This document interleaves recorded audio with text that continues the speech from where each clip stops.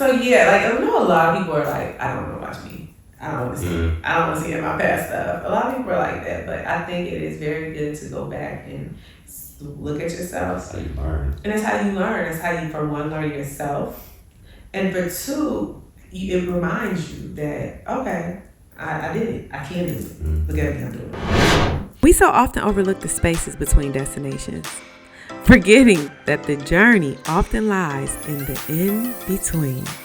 I'm your host, Corey Corinne. Hey loves, and welcome back to the In-Between. I am Corey Corinne, as you already know. And today I am sitting here with a good, long-time friend. I'm not going to date this, I promise. Who is a TV exec. His name is Tyler Tyson, and he has so much to share with you about his journey, the waiting season, and the in-between. So let's get it kicking. How are you? I am fantastic. How are you? I'm well. Thank you so much for being here. No, thank you for inviting me. When you asked, I was like, oh, absolutely. Sign me up. Let's go. It's like been on the calendar because I asked you a long time ago, and then life, Life does its thing. Life does its thing. You had me shouting when you told me the name and the meaning behind the name. Yo, I was like, just turn the camera on. Let's go. Because I was over here ready to shout. That's exactly what happened. That's exactly what happened 5 minutes ago. Like, he's like, turn the camera on. So yes, we are here to talk about the waiting season and the messy middles and what it looks like. And so, background, we graduated from college same year. I'm not going to give y'all that. We're not giving you that because y'all don't need it. It's not important. You don't need it. Yes. But, of course, life leads you in different directions and the journeys look different. A lot different, but they are still the same in the sense of waiting. And the waiting season looks different in everybody's life. You can wait. I'm sorry. You can't make it through this life without waiting on something. I'm just pretty sure that happens to everybody. I'm sure we all have the moments of thinking, I thought I would be there by now, but I'm not. And so, yeah, that's what I really wanted to talk to you about. Firstly, you're from Florida. What brought you here to LA? So when you were talking about the waiting season, I feel like my waiting season started while we were in college because if you remember, I transferred from biology to journalism. And luckily because just thankfulness God, I wasn't behind. So I came in right when y'all were like in the thick of things, but this was all new for me. But ever since then, I felt like I've been waiting. So fired, DJ in college, all of the things. And when I graduated, I didn't have a job offer. I did apply to WCTV. They offered me $7 an hour with my college degree. And regardless of the year, that $7 an hour was never enough. Never enough. Ever. So, because it's not like I graduated in 1910 or something. So I moved to Miami. And from that year of our graduation until maybe at least 7-8 years, I was not in the industry at all. I was working everywhere else, or I wasn't working at all. Like that waiting season to launch my internet radio station and company, which is what got me to LA. It was like all of these waiting seasons. So to your point, the waiting season never stops. It never stops. Yeah. So tell us, once you got here, what was your plan? What did you think that was going to look like? Here's the other part about this one over here. I wish we had the time for because you used to get me in so much trouble. Who? The Janet. Oh, okay. I thought you needed me to remember. Okay, well, I'm glad you know. So I didn't have a plan when I got to LA.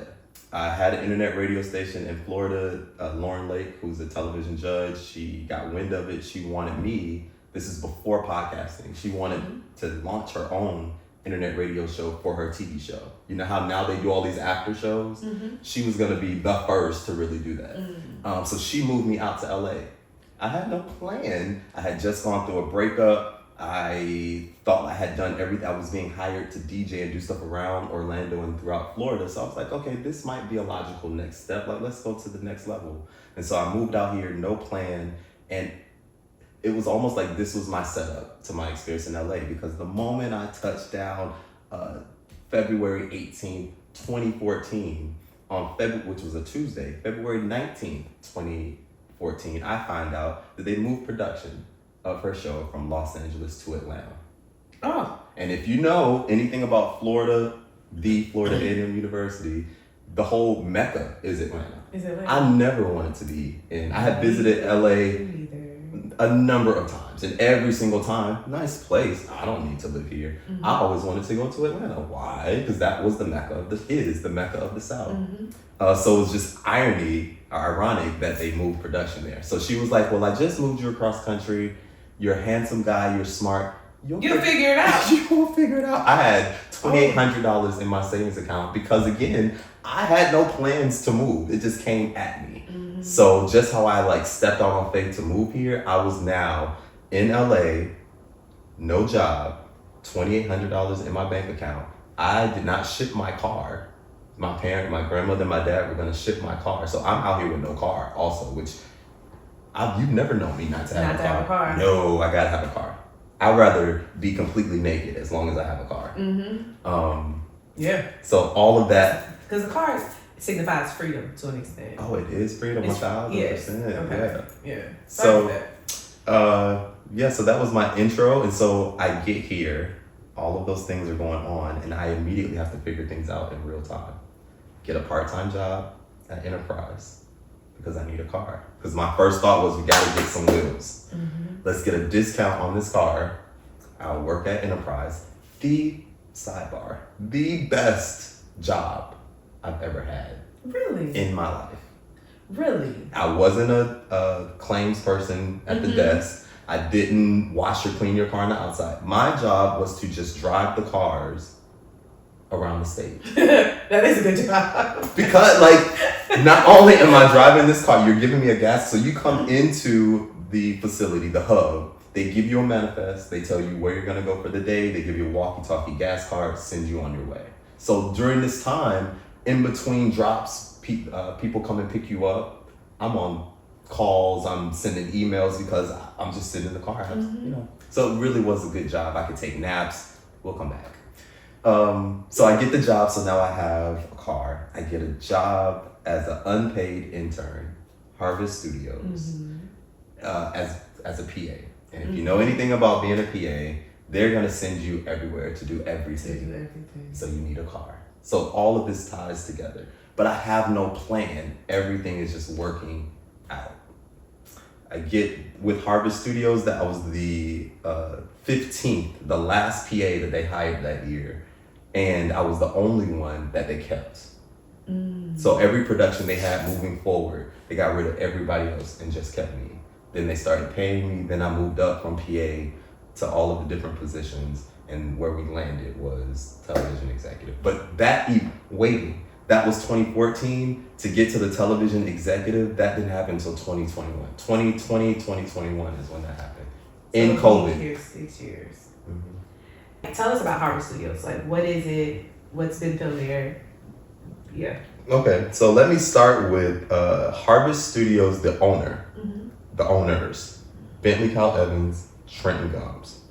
Bentley Kyle Evans is the creative force. Mm-hmm. He's one of the creative forces for Martin. All of your favorite Black sitcoms of the 90s, Bentley was somewhere in the mix. And I'm gonna say this, he doesn't even boast about himself, but if it wasn't him, other major creatives are in the space. Mm-hmm. So Bentley Kyle Evans did Martin. He wrote and created the Jamie Foxx show. Mm-hmm. He wrote the movie A Thin Line Between Love and Hate with Martin and Lynn Whitfield. He then went on to do, not Family Time, this with Tatiana Ali. I can't remember it at the moment. It was on TV One. It was TV One's first original. I know what you're talking about. I can't remember the name either. Something Girl. Girl is in my head. I would say Something Girl. Love that girl. Mm-hmm. Love that girl with Tatiana Ali and Brisha Webb. Then he did Family Time for Bounce TV with Cuba Gooding's brother.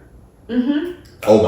Omar Gooding and Angel Cromwell. I mean, the list goes on. Then he did In the Cut. And he's still producing shows to this day. That's what's up. He currently has a talk show on Fox Soul that I directed. Mm-hmm. So that's Bentley. Trent did more so stuff in the music space, working with Michael Jackson. He does some stuff with Eddie Murphy. So he comes from the production music That Did Eddie Murphy do that album? That one I don't know if he did that. I don't know. I was curious. But they're like really good friends. Okay. But I don't know if he did that or not. Who knows? But he has this picture that's up on the wall, and it's like he is being held onto. Michael Jackson has his arm around him. Eddie Murphy is like gripping him up, and he's just like there. And I'm like, wow, how dope is this picture? That's dope. Yeah. That is dope. So when I say I've been around the greats, like, so if it's not Bentley and Trent, Mara brought the kill. Not saying she got her start with Harvest, but they were one of the first that she worked with. Kenya Barris, Blackish, he kind of started with them. I mean, and when you're there, Black Hollywood comes through. They come through. I've been to some events and they come through. Who was there? Flex was there, the one of the events we went to, but the Wayans are always there. Marlon was there when we finished shooting. My very first day in 2014, one of the first people I met was Robert Townsend, who was one of my directorial heroes. So that was cool. But anyway, it's still, even here, there's been the wait. Like, the waiting never stops. Even in this stage, in this big grown stage that I am now, the waiting still happens, but it looks different in every season. It looks different every season. So now that you've gotten a leg, some grounding and some momentum, and life is starting to look a little something like, yeah, I'm doing this. What's next? Is that how life looks? Oh, okay, never mind. Wow. So I'll just assume you still waiting. I'm still waiting. Like, our friend Latrice, yeah. I was talking to her the other day, and it's crazy how when you look at, because we're in it, we're all, me, you, her, like all of it, we're all in it, and we're so busy doing the thing, even when there are moments when it's like, oh, I got this show on Amazon Prime, or oh, I got this show on whatever. In my mind, I'm still trying to I'm still trying to get there. We are. And I don't know what there even is. I'm gonna be honest. Mm-hmm. I'm like, I know what I want to do. And Lord, I'm gonna just do. Now you take this where you want this to go. Younger Corey, I had a plan. I was like, I'm gonna move here, I'm gonna go to grad school here, I'm gonna get a house by this time, I'm gonna do this, boom, boom, boom, boom.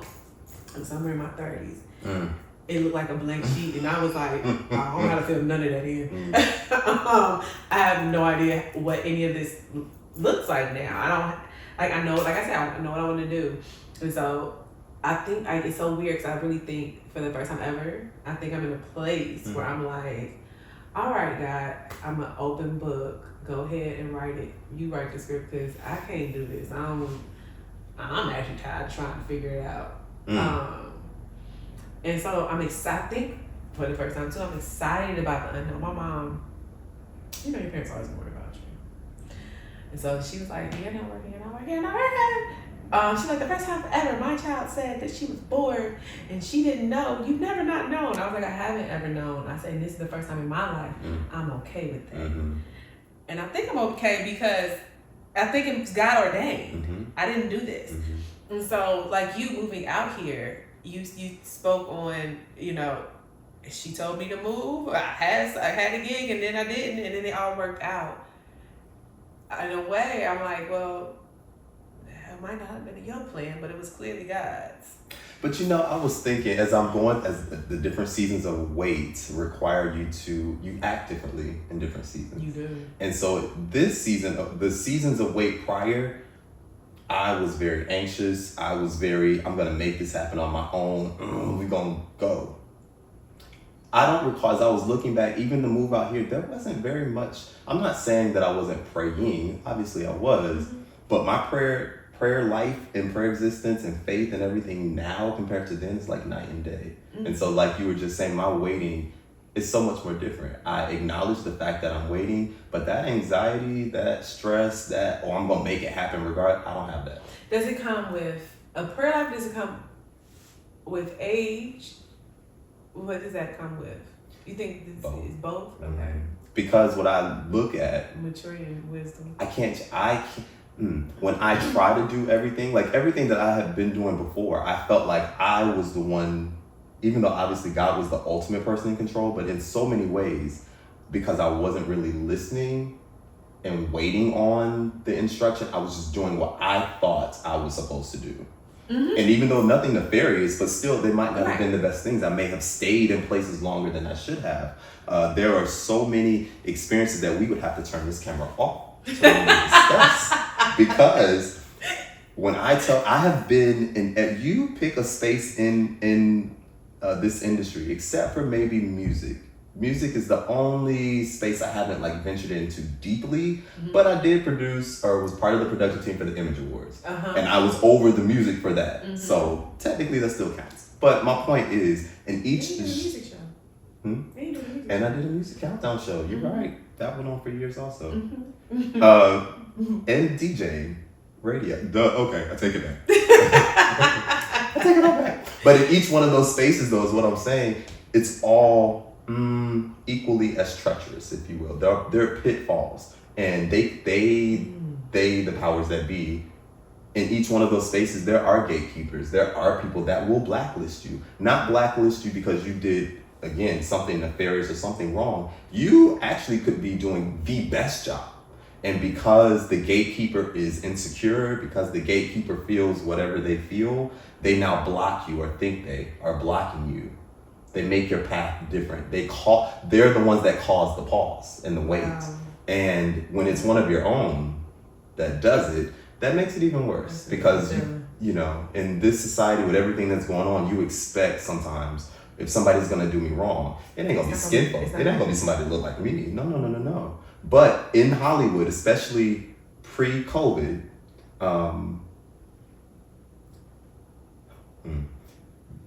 being black wasn't always welcomed, one, but then also there was no communal, it's not that there wasn't, there was very little communal blackness in these spaces. And so a lot of the pushback and things that I was experiencing were from people that look like me. And that is kind of what made my wait a little bit more difficult, because while I'm waiting for this to work itself out, I'm also dealing with the fact, like, man, I thought I could trust you. Right. And you're the one that stabbed me. I would say stabbed me in the back, but you stabbed me in the front. And I wasn't even prepared. So yeah, that's been like probably the most challenging of all of the things. But because of in knowing that now though, I sit back and I say, okay, God, you gave me my marching orders a couple years ago. That part. The marching orders were, you do the work, I'll do the rest.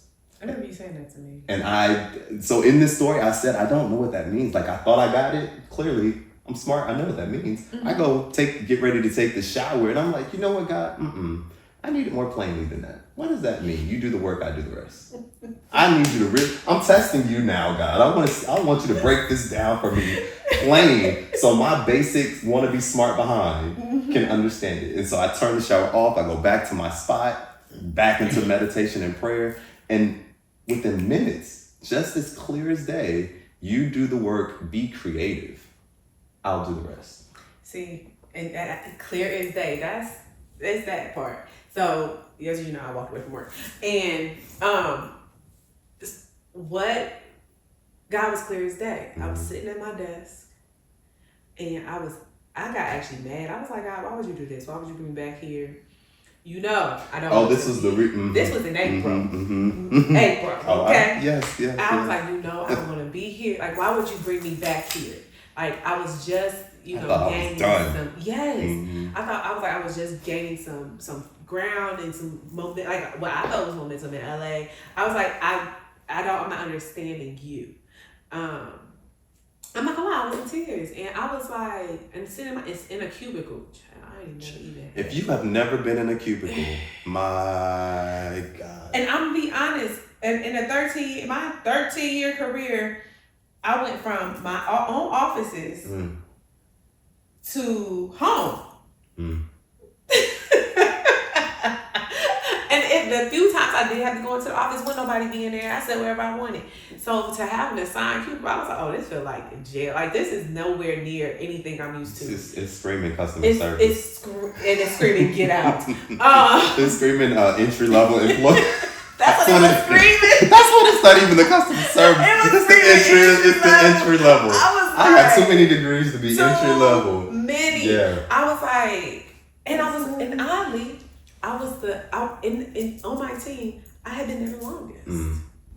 And I had only been with the agency for 3 years, but my colleagues had just come within the last year. And I was like, y'all got to pick. I didn't get to pick nothing.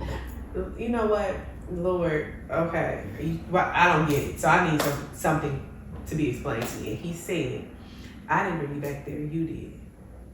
And I remember I looked up at him and said, who you talking to? I love that he got with you. Got with me real quick. Because he had that mouth on him to listen. Hello? And it was plain, like you said, plain as day. So I'm sitting there and I was like, he brought back to me when they offered that same program the first time. And I was sitting right here. And we were on a meeting and they were talking about all you had to do, and you had like 24 hours left. And I was like, and I remember I heard a voice say, take it. And I was like, hey, Mom, hey, my girlfriend, tell me don't quit my job. Mm-hmm. And of course, they both were like, don't quit your job. I think I asked my boyfriend at the time, like, he's like, don't quit your job. And so I was like, that's all I needed, right? But I remember when it closed and you could no longer do it, I remember I felt like daunting, like oh my God, like that was my out. And I can't get out now. Fast forward to the moment I was at my desk, I remember that happening. And then I dried my little tears. I wrote it all down because I didn't want to forget it. I closed my notebook, I got up and I walked across the way to my colleague's desk. He turns around and says, they offering the DRP, the Deferred Resignation Program, for a second time. Look. And I said, God, you working that fast? I was like, are you testing me? Are you wanting to see if I'm going to listen to you this time? And so it was like, I ain't got no choice but to take it because I literally just had a fit and you were like, oh yeah? Now let me run this back. Yeah. Let me see how it was within seconds. Yeah. And I was just like, I ain't never seen you work that fast. Okay, I get it. I ain't got to ask no more. His timing is so, because again, in every space, whether we're waiting on a response or waiting on him to move or whatever, it's like we expect it on a certain time frame. And when he moves on his own, whether that's quickly or slower than we anticipated, it's still daunting. It's still like jolting. Because now he put it back at you. And he put it back at me. I'm saying, you going what, you feeling froggy? Leave. What you doing? That's exactly what that man said to me. I was like, oh, you tested me, ain't you? That's exactly how I felt in that moment. I feel like he tested me recently, kind of in that same space, but with, because it's almost like, okay, I've given you the instructions or I've told you, be creative, I'll do the rest as it relates to your work. But there's some other stuff you've been praying for. There's some relationships, personal stuff, relationship stuff. You prayed for all of these other things. So I'm going to test you. I'm going to send you some relationship opportunities and see if you fall into the same traps that you did before. Have you learned anything? I'm just going to test you. And so I feel like sometimes in the waiting season, you also get tested because, and I've mentioned this to you, I'm going to say it to your audience because everywhere I go, I'm spreading the good news and I'm trying to let y'all know where I got the info from. Pastor Mike Jr., if you have not started watching him, you have to. You have to. Okay. I will. I'm interested. What he said in one of his sermons was that not only will he test you to see if you've learned anything during your wait, but sometimes the biggest thing that the devil, the enemy, whatever you want to call it, he knows what you want also. Mm-hmm. And so sometimes he will give you something. You say, oh, I need money. A job comes along.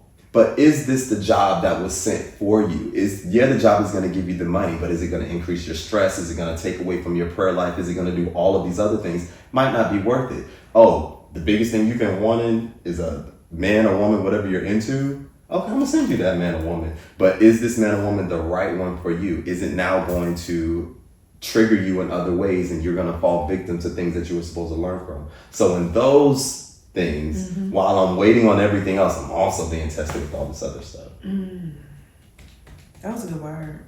Okay. I'm telling you. I'm going to send you all the videos. You're going to hate me by the end of the day. I will have a playlist, as you see. Yes. Okay. All right. Tell us what your waiting season, or even your journey, your time in LA, just what has it taught you? Jeez. What has it taught me? Well, one, it's taught me that I'm stronger than I thought. A very small fraction, but some of the issues or some of the things that have caused me to wait longer in certain seasons or what have you was more so me, my confidence in self. Because again, I'm so confident when there's a plan. I love to practice and re-practice and like perfection is always my goal. And so I love rehearsals. But a lot of times here in LA, the rehearsal part, I don't know. Everything is last minute. You know, they call you for the interview to interview someone. Is last minute. Life is rehearsal. Like real life is the rehearsal. And so a lot of things you're doing it one take, you're shooting it, they want you to interview a celebrity. Like if you look at earlier on in my career, I was doing a lot of celebrity interviews and I love those, but I wanted more than that. But my point is I didn't really get to, like I interviewed Angie Stone, music legend. This is in like 2016-ish.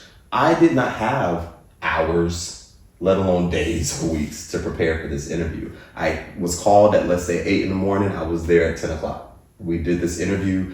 There was so much to research about Angie Stone that I didn't know. Example, I didn't know she did the Girl Friends theme song. I would have loved to have talked to her about that. I would have loved to. I just learned that today. Oh, you didn't know that? I did not know that. That is Angie Stone. I did not know that. And yeah. Yeah, you would have loved to talk to her about that. So I talked to her about a lot of musical things and her career stuff. But so my point is, what I've learned and what LA has taught me is that I am ready. I moved out here ready. I just didn't know I was really ready. I thought I knew, but I didn't know. I know now. I had an aunt back when I was doing my theater stuff with the teenagers and whatnot. I had an aunt tell me, Corey. That's twice. I love it. You have everything you need to do what God has brought you here to do. And I mean, I was probably in my 20s at the time. I still hear it though. I still hear her say that.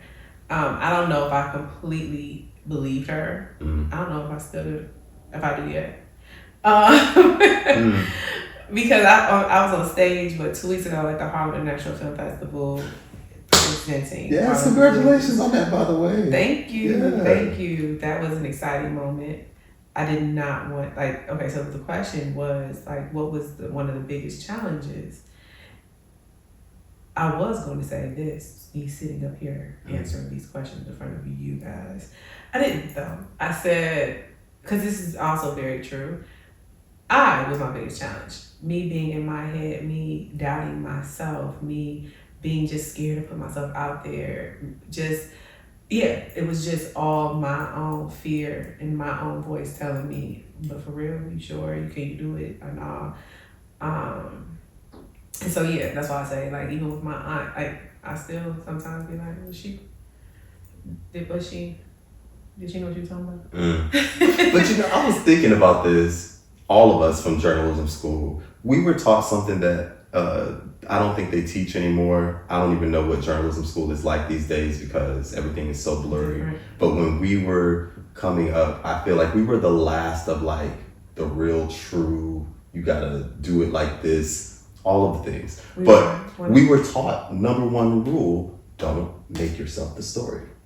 In today's culture, that rule does not exist. We were not. And so we went into this, we were prepared, it was indoctrinated in us. Tell the story, be phenomenal storytellers, which all of us are. But it's not about you, it's about the story. It's about the other people. And so now we're in a culture where it's not about the facts of the story anymore.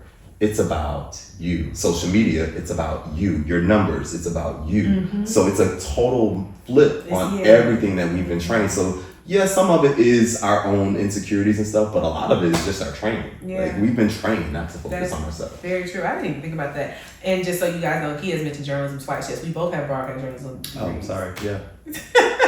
That's one of the many degrees that we got on this so-called. But I never wanted to do news. Nobody did. No. I don't know about you, but I got into journalism because it was the closest I could get at FAMU to entertainment. Same. Yeah. My major was engineering, first semester of engineering. My freshman year, I was like, absolutely not. I'm not doing that. I wish. So yeah, I changed my major to journalism because, and I was like, do I want to do journalism or do I want to do theater? Because those are the only two things. I thought about theater, but it was like I didn't feel like theater gave me a strong enough degree. Exactly. So I had to go to journalism. Yes. So I went into journalism. I didn't never wanted to do news. Never. Ever. It was the closest thing. Why didn't you want to do news? I didn't watch the news. That's all your voice got me. I'm like, I don't watch the news. Do you know why? Every internship I had was news based. I didn't. You know why I didn't want to do the news? Two things got me out of news. One, I didn't want every time you turn on the TV, you see my face. Oh, well, what does Tyler got to tell me today? How many people got shot today? Like, you don't get excited when you see a news person on the news. I also didn't want to do news because I didn't want to be in front of the camera all like that. And they were teaching us to be in front of the camera. I wanted to make stories. Well, honestly, where I excelled in that journalism program was the editing day. Like, all the production stuff behind the scenes. Because you were like the associate producer, editor, all of those things. Yeah. Director. Even as a DJ, I was a gospel DJ, y'all. Even as a DJ, I would skip mic breaks. I ain't taking a mic break this time. You might hear me at the beginning and the end of the show. But I was like, I'm going to just keep this music going, play these ads, and keep this music going. I never really wanted to be in front of anybody. I wanted in front of the camera. I'm a ham. Part of me is a ham. But, yeah, I just never wanted to do news. And then they weren't paying. And then it's such a stressful job. It was the stress. When we got those assignments and they told us to go out and we had to one-man band it, and they gave you, because, okay, for those of you that don't know, real quick, they will tell you, you'll pull up to the studio at 8 o'clock in the morning. They give you your assignment at 9. You're out in the field by like 10 o'clock, and they need this story by like 2:33. Already written, shot, and edited. Yeah. And there's a certain format. They need you to get a regular, what they call layman sot, which is a sound on tape. And then you had to get an official, because the official is what makes the whole story.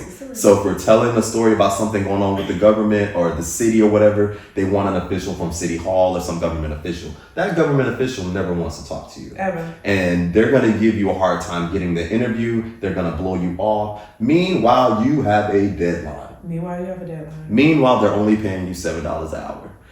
The stress and the pay don't add up for me. I don't want that. Yeah. It's very high stress. It's go. It wasn't that, because even my internships, I think my first internship, like actual news internship, was CBS New York. And the first story I went out on, it was at a news conference with Bill Gates, Warren Buffett, Melinda Gates, and then talking about all the money they about to give away.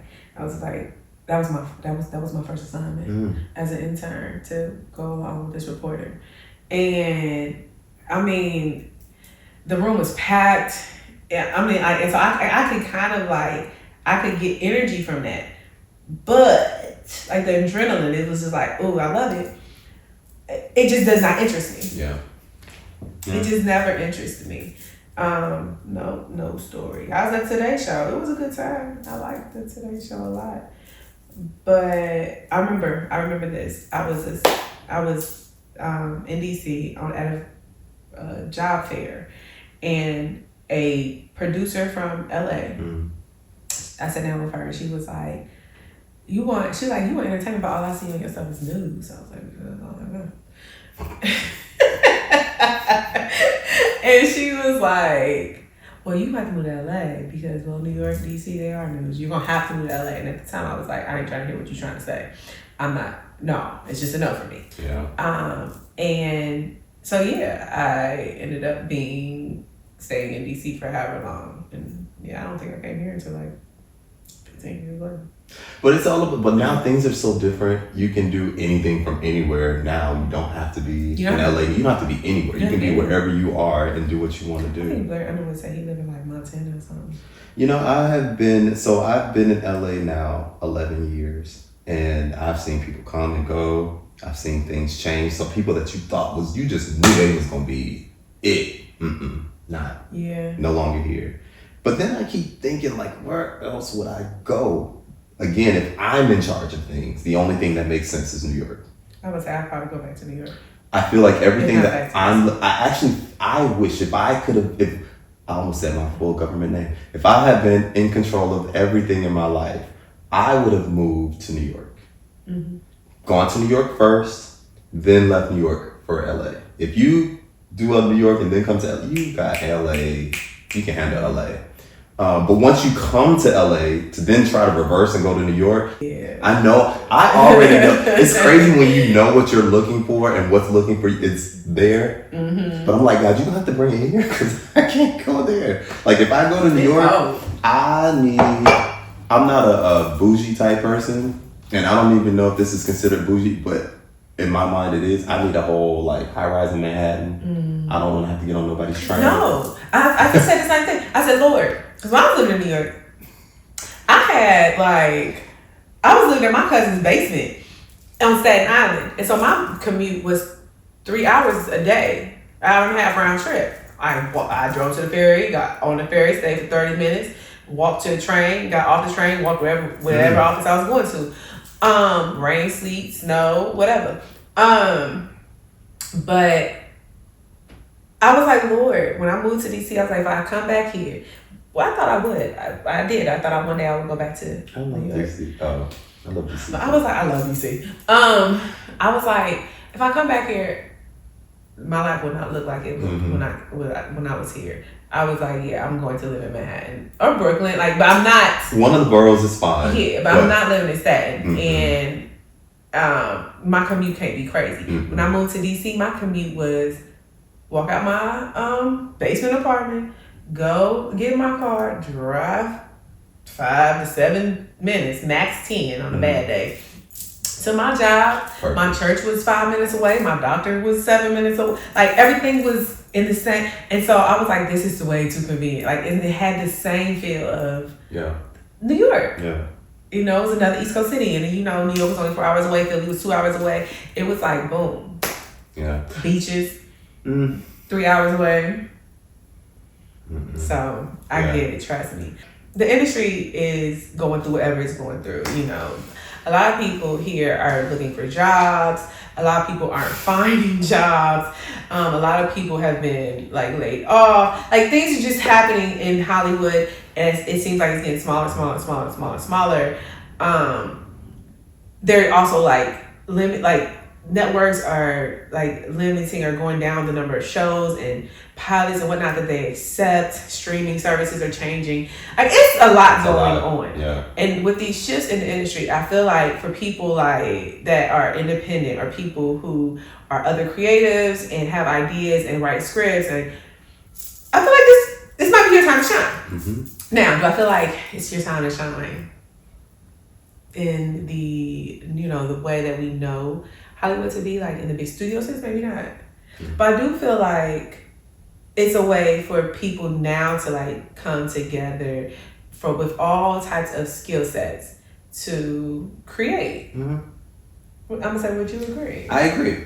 I think, like you said, there's a shift happening. Production's down in it has been down by 46%. Down in Georgia, Atlanta. When I say Georgia, 30-something%. Oh, I didn't know that. Which is a first. It's been steadily going down in Los Angeles since COVID, the 3 strikes, the wildfires that took place. All of those things have added to why production is down here. I think it's down in New York too. Well, New York, at least prior to this year, New York and UK were the only, in Toronto, but UK and New York were the 2 places specifically that was seeing an uptick. Okay. I said I was gonna move to the UK because I knew they had a bomb industry. Yeah, I was looking at the UK as well. But in California, though, they did just pass the bill, and productions are slowly beginning to come back. But to your point, that still doesn't mean everything else isn't downsizing, because it definitely is. So then what you were saying, I do believe that you don't have to, when I started in 2014 here, you had to be in LA. Things were the moment I got here, name changed. Why? Because my name was too ethnic. Being black wasn't in 2014. All of the things that it was still old school Hollywood in 2014.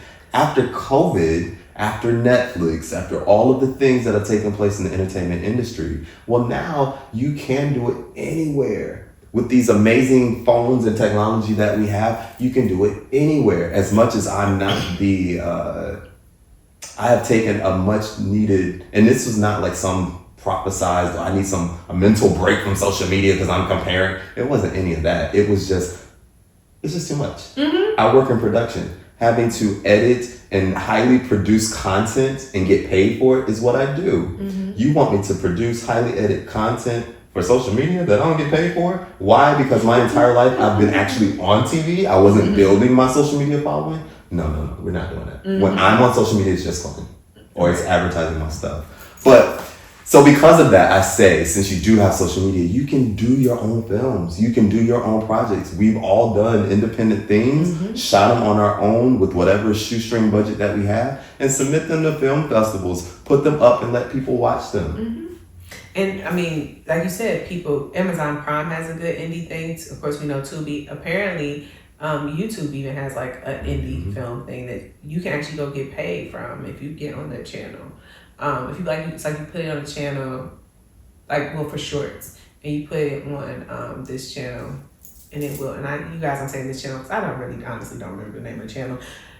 I was given this information. Even TikTok. But yeah, TikTok. They have TikTok TV or something like that. But they have series. They have series. And they pay you like our friend Neil. His thing is he just has to do content that's at least a minute long. A minute is that long. Create this content and put it out there. I didn't know he was getting paid. I need his help too because I need to get money. So Yes. My boy he's gone viral multiple times. I noticed that. Yeah. I definitely noticed that. So yeah, good. Kudos to him. Yay! I love to see us win. Hello. Yeah. So yeah, I just want to give y'all that tidbit. Like, don't feel like, you have to sit and wait for somebody to give you something. You can really go out here and get it and do it yourself. I know I said I'm nervous, but at the end of the day, will I still do it? I will, because if I don't believe in me, who else will? Yeah. One thing I always look at Beyoncé, and I look at certain things and I try to pull. As she studied everybody, people study her. Mm-hmm. One thing I can say about her, at least the vibe that I get, she's like a fan of herself. You know what I mean? Like, she looks at her music and she's like, my music is fire. Before she even releases it to anybody, my music is fire. And when I put it out here, y'all are gonna know it's fire. Y'all gonna know it's fire. And even if it's ahead of its time, it's still fire. I will look back at myself and I'm like, that was actually good. Mm-hmm. Oh, that was good. Oh, that cut, that was good. I'm gonna think that was funny. So yeah, I know a lot of people are like, I don't want to watch me. I don't want to see it. I don't want to see my past stuff. A lot of people are like that, but I think it is very good to go back and look at yourself. That's how you learn. And that's how you learn. That's how you, for one, learn yourself. And for two, it reminds you that, okay, I did it. I can do it. Mm-hmm. Look at me, I'm doing it. Yeah. Is there anything else you want to tell just the masses about just the waiting season? Yeah. I would like to think, I still say you should, even though I'm a proponent of letting God guide you, you still should try to have a plan. Because even I keep saying I came out here, I had no plan. And even now, there's so many things that he's given me and told me to work on. Part of my waiting season at this moment is me, because I have a whiteboard. If you come to, I overthink stuff. I have to get ideas out. I have notebooks just like you, and I see them all around because when the idea hits, I need to get it out. But now it's like, okay, well, please remember where you wrote it, because I don't. Well, see, here we go. This comes down to what another word from my illustrious pastor, your execution. Because yes, I gave you the plan. I told you, if you be creative, I'll do the rest. You still have to execute the creative part. Okay, you wrote down this idea on this whiteboard, and now we have 10 different shows on this whiteboard. Fantastic. But have you even expanded any of these shows? Have you done character development? Have you written, if it's a talk show, have you written out the segments? Do your part. Even if you don't all the way just start. Just start. You just gotta put some time in and do it. It's about the discipline and the execution. So for me, during this waiting season right now, I'm waiting on God to do his part, but it's almost like I have to use this analogy. So if you are doing an insurance claim or if you're doing something and you're waiting on somebody to pay you for something, they're only going to pay you once you do your part. You have to do your part, which is showing the damage, submitting the invoice or estimate in order for them to pay. Same thing with God. You have to do your part. If he sees that, okay, yeah, you're praying to me. I hear you. Stop calling me. Do your part. Do your part. And so for me, the word has been, do your part. 110%. Faith without works is dead. I totally believe that. And in my waiting season, I'm not going to necessarily say I've been looking for a job. Because I haven't in some weeks, however. You got to look for the right one. The job has to fit into your life, not you. And the people, that's enough said. Like, I don't have nothing to add to that, period. Not to mention, but like, he told me, do your podcast. He put this, y'all, I have this podcast has been in the making. It's literally 3 episodes out that were out last year, and I got distracted and I started doing my own little thing over here. And so it's like, well, no, he told you to do this. You have the time to do this. And actually, like you said, doing the things that he's put in you. One thing I'm a big proponent of, I've heard, is to get it out of here and onto paper. Once it's on a paper, up here it's not real. Once it's on paper, it's real. Yeah. You can start making it real. Excuse me. And so that's one of the things I practice is if I have an idea, even if I'm driving, I'll take my phone and I'll push record. In my voice notes. Voice notes. I can't. I'm like, I have to, and then I'll come home and I might write it down. But it has to get out of here some way, somehow. It's time management, my God. It's like time.